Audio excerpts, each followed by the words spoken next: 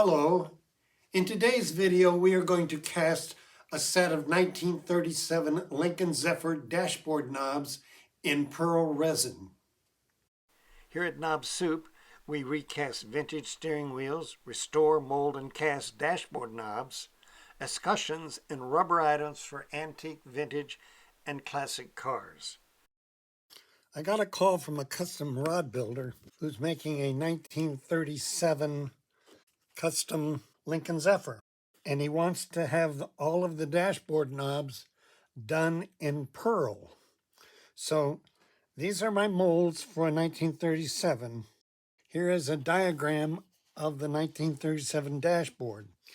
And the 1937 dashboard has 11 knobs on the dash, not including the gear shift knob. Now the normal 37 color, the original color out of Detroit, was a light gray-green. Is we're going to take these molds and add pearl to crystal clear resin, and we're going to make 1937 pearl dashboard knobs.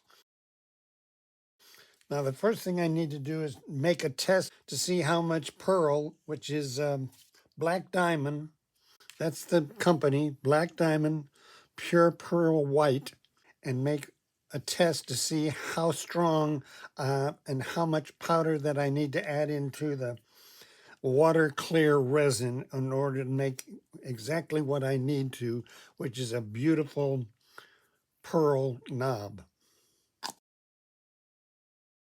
For my first test, I'm going to take 18 grams of Smooth On Crystal Clear 202 and add 1 teaspoon of the Black Diamond Pearl.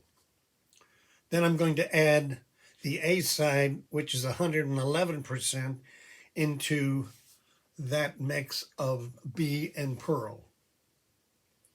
Mix them together and pour them into my mold.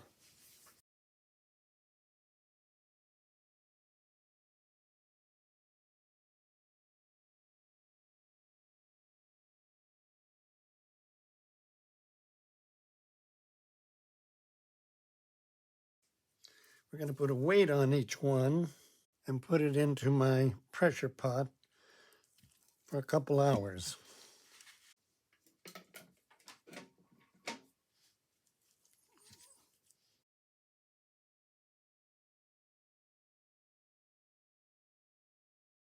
Three hours have passed in the pressure pot to collapse any air bubbles. Let's take them out and see what we have.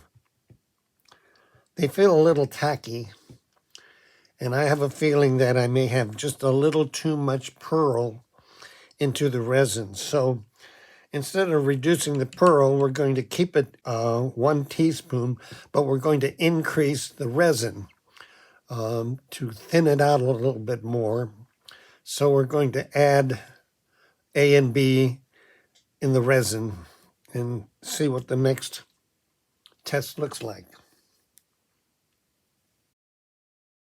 Now this second pour, I decided I need to increase the resin and keep the pearl the same amount, which was 1 teaspoon. So we're going to increase the resin from up to 30 grams of B and 33 grams of A. Mix them up and pour them into the mold, put it into the pressure chamber, and see what we have in a couple hours. I think it's going to do the trick.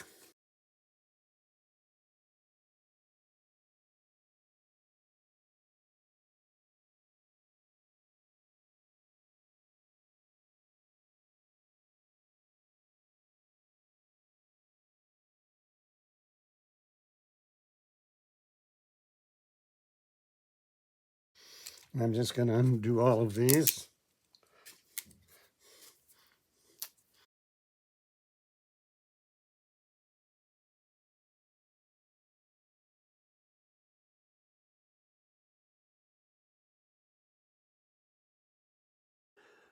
That's really nice. So this is what I'm going to go with.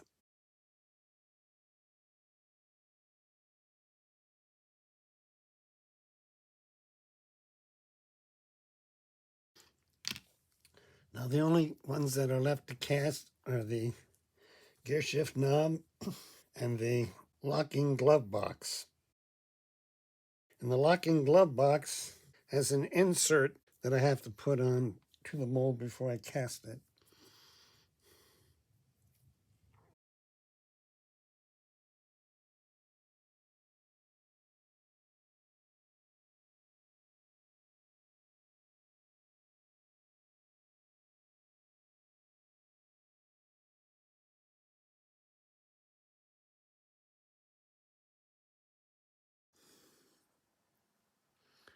Perfect.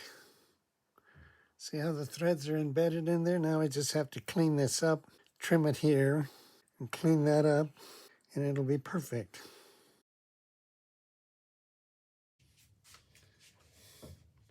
Okay, I used some dishwashing liquid and pulled it out of there.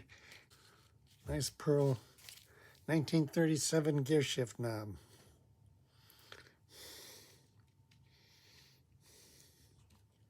The 37 dashboard has two glove box knobs, one with a lock on the passenger side and one on the driver's side that is a non-locking knob.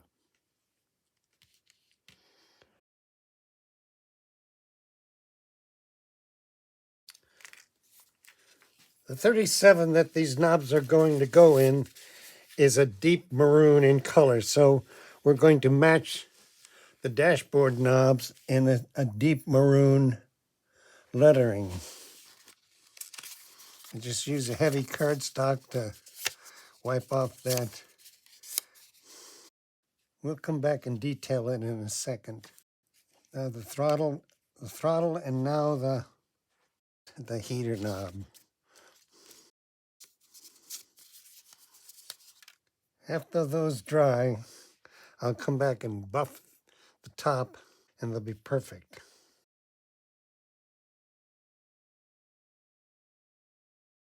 This is the ashtray knob.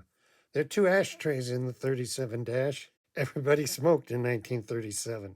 What I want to point out to you is that the designers put a bevel in this edge right here to match the angle of the dash. So when you attach this knob, you have to make sure that it is in line with the dash. I add a little tag to it inside the envelope. When I first started out making 1937 dashboard knobs, occasionally I would get a call back from restorers not knowing where the knobs were placed. So I designed this diagram showing the placement of the knobs along with knob mounting instructions. And I send that out with every set of knobs.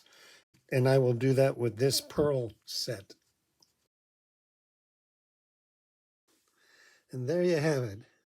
37 Lincoln Zephyr dashboard knobs cast in pearl.